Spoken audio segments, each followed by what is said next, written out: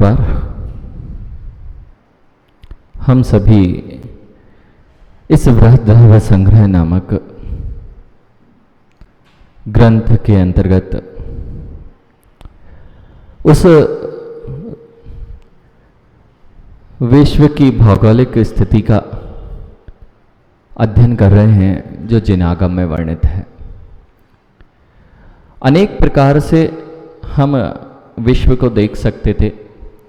अभी भी यदि पूरे भारत या फिर जिसे वर्तमान में विश्व कहा जाता है उनके मानचित्र आते हैं और उन मानचित्रों में अलग अलग विशेषताओं के द्वारा उन मानचित्रों का वर्णन होता है।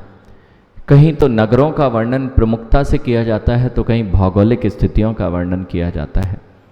उन्हीं मानचित्रों में से यह जो मानचित्र है, जो जम्बूद्वीप संबंधी मानचित्र है, यह भौगोलिक स्थितियों को बताया रहा है, कहाँ कौन सा पर्वत स्थित है और किस प्रकार की नदियाँ कहाँ से प्रवाहित होती हैं, कहाँ पर वह पहुँचती हैं। इस बात को यहाँ पर विस्तार पूर्वक कथन किया जा रहा है। इसलिए अभी तो हमने मात्र बाहरी जम्बूद्वीप और लवण समुद्र आदि अनेक असंख्यात द्वीप समुद्रों को देखा था। अब जम्बूद्वीप के अंतर कितना विस्तार है, तो 7 खंड देखे, 7 खंडों में प्रत्येक में नदियाँ देखीं और वे नदियों के उद्गम स्थानों को देखा। फिर हम विदेह क्षेत्र तक पहुँच गए थे। विदेह क्षेत्र में 32 नगरियाँ थीं और 32 नगरियों की किस प्रकार की व्यवस्था होती है, आज इस का वर्णन मुख्यता से यहाँ होने जा रहा है। तो सबसे पहले हमने जो नदियाँ निकली थी, नारी, नरकांता आदि जो संज्ञाएं थी, सीता, सीतोदा, रोहित, रोहितासा आदि जो 14 नदियों का उद्गम स्थान देख लिया था और उनका बहने का स्थान देख लिया था। अब हम चल रहे हैं यहाँ पर आचार्य भगवान ज्ञानियों, या तो हमारा कला खराब है या आपका माइक खराब है। ऐसा लग रहा है जैसे हमारे आवाज़ चली गई हो। ठीक है, तो 10 अब यहाँ पर एक चीज़ यहाँ देखिए, सुषमा सुषमादि षट काल संबंधी परम आगम उक्त उत्सेदादि सहिता 10 सागरोपम कोटि कोटि प्रमिता अवसर्पणी तथा उत्सर्पणी च भरते वर्तते तथैव ऐरावते च। अब यहाँ जो भरत क्षेत्र और ऐरावत क्षेत्र देखा था हमने, वहाँ पर काल का परिवर्तन होता है। तो सबसे पहले भरत क्षेत्र और ऐरावत क्षेत्र, उसमें भी विशेषता है। अभी सामान्य कथन क्या कि काल का परिवर्तन जो सुषमा सुषमा सुषमा सुषमा दुखमा दुखमा दुखमा सुषमा दुखमा और दुखमा दुखमा, ऐसे 6 काल हैं। जैसे घड़ी के कांटे होते हैं, ऐसे 6 काल हमेशा से परिवर्तित होते रहते हैं। पहले सुषमा से दुष्मा तक आते हैं और दुष्मा से दुष्मा दुष्मा और दुष्मा दुष्मा से पुनः दुष्मा दुष्मा दुष्मा, ऐसा पुनः ऊपर। ये क्रम कब से चल रहा है चक्र का? तो अनादिकाल से चल रहा है। इसलिए इसमें कोई भी आपत्ति नहीं है कि आदमी किस प्रकार से अपने जीवन में गिरावट को स्थान देता है, और उत्सर्पणी काल जब आता है तो विकास की परंपरा होती है। आदमी हर प्रकार से विकास करता है, किंतु अभी अवसर्पणी काल है, यहाँ ह्रास की परंपरा चल रही है। हर चीज़ में आप ह्रास करते जाएंगे, चाहे देह हो, चाहे शक्ति हो, चाहे बुद्धि हो, चाहे वीर हो, चाहे बल हो, सब चीज़ घटते क्रम में, जैसे जैसे काल बढ़ेगा घटते क्रम में यह सारी मानव की नैतिक मूल्य भी उसी प्रकार से ह्रास को प्राप्त होंगे। यह बात आज वर्तमान में दृष्टिगोचर भी हो रही है, और यह बात तीसरे काल के समय में भरत चक्रवर्ती के स्वप्नों उसमें भी वर्णित हुई थी। और महावीर भगवान भरत चक्रवर्ती के स्वप्न किसने बताए? तो महावीर भगवान की देशना में ही वह हमें ज्ञात हुए। इसलिए यह बात निश्चित थी कि यह जो स्थितियां दिखाई दे रही हैं बिल्कुल आगम अनुकूल दिखाई दे रही हैं। उच्च हाथी के ऊपर बंदर की सवारी, ऐसा स्वप्न तृतीय काल में देखा गया था।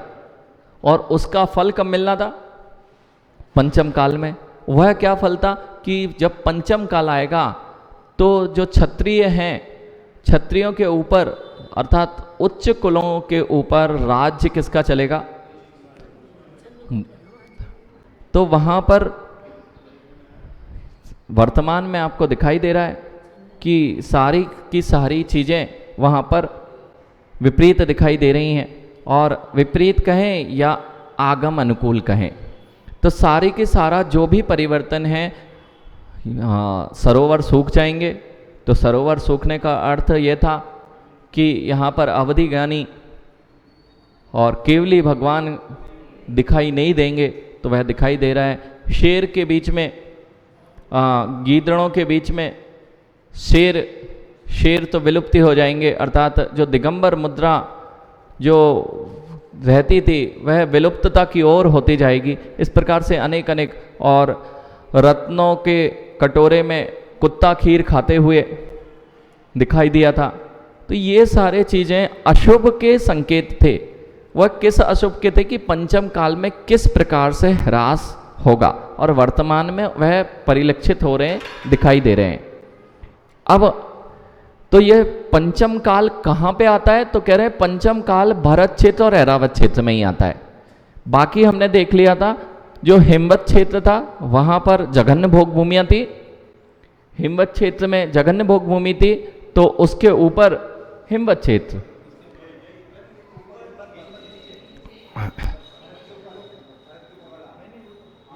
हिमवत क्षेत्र में क्या था? जघन्य भोग भूमि। उसके ऊपर हरि क्षेत्र था, हरि क्षेत्र में मध्यम भोग भूमि, और ऊपर मेरु के पास में उत्तर कुरु और देव कुरु, ये दो उत्कृष्ट उत्तम भोग भूमियां थी। वहां पर क्या वर्णन होता है अभी मिलेगा। ऐसा ही का ऐसा, जैसा नीचे है वैसा ऊपर। तो यहाँ पे भरत क्षेत्र में काल परिवर्तन होता है, लेकिन विशेषता क्या है तो वो यहाँ बता रहे हैं।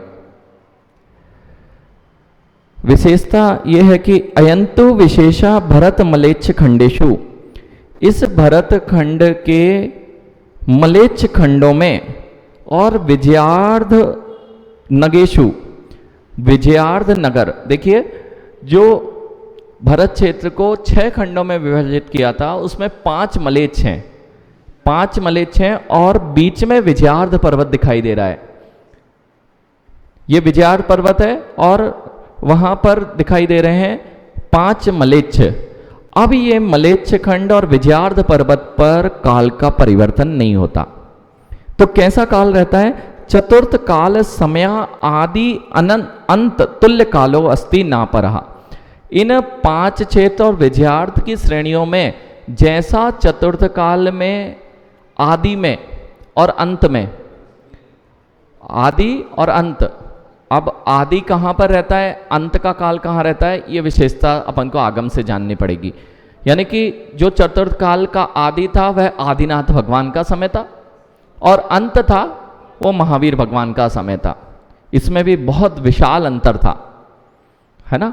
तो इन चतुर्थ कालों में, इन चतुर्थ काल के आदि जैसी स्थितियां कहाँ पर है?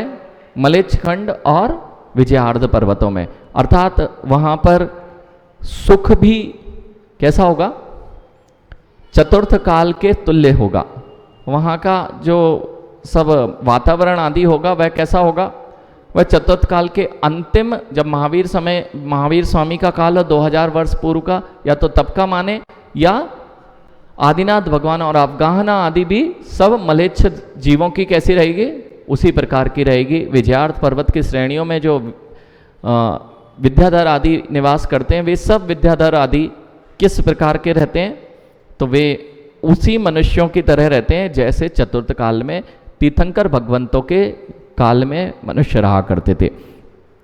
किम बहुना, अब और क्या कहें? आचार्य भगवान कह रहे हैं इससे अधिक क्या बताएं। यथा खटवाया एक भावे ज्ञाता, जैसे खाट रखी हुई है, ये टेबल रखी है, खाट मतलब चारपाई, तो चारपाई एक भाग को ज्ञान हो जाए, एक भाग को जान लेने से द्वितीय भाग तथैव ज्ञायत। अगर एक भाग दिखाई दे गया टेबल का तो अपन समझ जाते हैं दूसरा भाग भी ऐसे ही है। तो कह रहे हैं और क्या बताएं, जैसा जैसा ये वर्णन नीचे बताया है ना, वैसे ही खाट के समान ऊपर जान लेना चाहिए। जम्बू दीपस क्षेत्र पर्वत नदी हृदय निधि यदेव दक्षिण विभागे व्याख्यानम तदोत्तरे विज्ञेयम। जैसा मैंने नदी पर्वत क्षेत्र तालाबों का विस्तार से वर्णन दक्षिण भाग में किया है, वैसा का ही वैसा उत्तर में भी जान लेना चाहिए खाट के समान। अथ, अब देखिए, अब और विस्तृत की ओर विस्तार की ओर जा रहे हैं। अत देह ममत्व मूलभूत मिथ्यात् रागादि विभाव भाग रहित केवल ज्ञान दर्शन सुख आदि अनंत गुण सहिते च निज परमात्म द्रव्ये यथा सम्यक दर्शन ज्ञान चारित भावनाएं कृत्वा विगत देहा देह रहता संतो मुनिया प्रचुरेण यत्र मोक्षम गच्छन्ति सा विधेयो भण्यन्ते।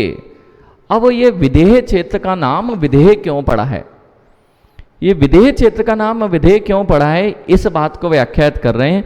जहां पर देह के ममत्व का त्याग, मूलभूत देह से भी जिन्होंने अपना ममत्व त्याग दिया है और मिथ्यात् रागादि जो भी विभाव परिणति है उनसे रहित केवल ज्ञान सुख दर्शन आदि अनंत गुणों से सहित होने से जो निज परमात्म द्रव्य में यया सम्यक दर्शन ज्ञान चारित्र भावना, जो ऐसी सम्यक दर्शन ज्ञान चारित्र की भावना को करते हुए विगत देहा, विदेह मतलब विगत देहा अर्थात देह से रहित, वी धन देह, देह और विगत देह, ऐसे देही रहित संतो, देह रहित होते हुए मुनिया कौन जाते हैं, देह रहित होते हुए अपनी ममत्व त्याग करते हुए देह से रहित होना, ये मुनि अपनी ही देह का त्याग करते हुए अर्थात देह से ममत्व का त्याग करते हुए देह रहित स्थिति में प्रचुरेण हमेशा प्रचुर मात्रा में यत्रम जहां से मोक्षम गच्छन्ति मोक्ष को जाते हैं सा विधेयो वर्ण्यन्ते। आप समझ में आया विधेय क्यों नाम दिया। विधेय की व्युत्पत्ति आचार्य भगवान ने यहाँ की, जो विगत देह होते हुए हमेशा विधेय क्षेत्रों से चतुर्थ काल लगा होने से, वहाँ पर चतुर्थ काल जो है वह आदिनाथ भगवान के समय वाला चतुर्थ काल है। महावीर भगवान वाला चतुर्थ काल विधेयों में नहीं होता, विधेय क्षेत्र में आदिनाथ भगवान के समय जैसा चतुर्थ काल रहता है। अर्थात वहाँ के जितने भी जीव मुनि आदि बनकर वहाँ पर मोक्ष की व्यवस्था अभी वर्तमान में चल रही है और हमेशा चलती रहती है। तो 6 महीने 8 समय में 608 जीव, अब काल अगर प्रथम द्वितीय तृतीय चल रहा है या पंचम छठम चल रहा है तो कहाँ से मोक्ष जाते हैं, तो ये विदेह क्षेत्रों में हमेशा ही चतुर्थ काल रहता है, वहाँ से चतुर्थ काल की व्यवस्था में वे वही प्रक्रिया वही है जो अभी कर रहे हैं। जो प्रक्रिया है वह यही है जो अभी वर्तमान में दिखाई दे रही है। निर्ग्रंथ मुनि बनना पड़ेगा, सम्यक दर्शन ज्ञान चारित्र का धारण करना पड़ेगा। एक बात हमने ऋषभ देखी थी, जिसकी जहाँ दृष्टि वहीं उसकी उड़ान, सत्य ना। तो जिन जीवों की विशुद्ध ज्ञान दर्शन पर दृष्टि होती है, विशुद्ध आत्मन पर जिसकी शुद्धात्मा पर दृष्टि होती है, वही उस ओर उड़ान भर पाते हैं। और वह उड़ान इस शरीर के साथ भी संभव नहीं थी, इसलिए वह तो देह रहित अवस्था तभी मिलती है जब इस देह से ममत्व का त्याग हो जाता है। रागादि से रहित अवस्था चाहिए तो रागादि को छोड़ना होगा, तभी रागादि रहित अवस्था मिलेगी। और हम सोचें कि जगत के राग द्वेष करते रहें और वह हमें मिल जाए जो हम वीतराग अवस्था को प्राप्त करना चाहते हैं। इसलिए यह बात हमेशा हमेशा ध्यान रखना चाहिए, क्यों निर्ग्रंथ मुनियों को ही मुक्ति होती है। इसलिए जब भी मुक्ति का कारण ढूंढने जाएंगे तो यह बात हमेशा ध्यान रखना है कि जिन मुनिराजों को स्वयं के देह से भी विरक्ति हो जाती है और उस ध्येय पर लक्ष्य हो जाता है जहां पर शुद्ध आत्मा हो, उस देह को ध्याते हुए ही जीव और उस पर अनुसरण करते हुए ही जीव मुक्ति प्राप्त कर सकता है। इसलिए दिगंबर योगियों को मुक्ति होती है, इस बात में निसंदेह। आपको अगर वस्त्र में मुक्ति होती, अगर वस्त्र से मुक्ति होती तो बहुत अच्छी बात है, वस्त्रों से फिर त्यागने की कोई बात ही नहीं थी, त्याग करने की कोई बात ही नहीं थी। त्याग क्यों? अगर वस्त्र सवस्त्र मुक्ति हो जाती तो बहुत अच्छा काम हो जाता और फिर त्याग की कोई आवश्यकता ही नहीं थी। इसलिए मात्र दिगंबर मुद्रा ही ऐसी है जहां राग द्वेष की हानि होती है और वस्त्रों में गंदापन आता है तो वस्त्रों से प्रीति होगी, धुलवाने के भाव होंगे। अभी तो यहाँ कह रहे हैं वस्त्रों को क्यों पहनना पड़ा, क्योंकि देह से प्रीति है, देह से प्रीति है। और दिगंबर मुनि तो अपनी देह से भी प्रीति नहीं रखते हैं, फिर वस्त्र को धारण कैसे कर सकते हैं।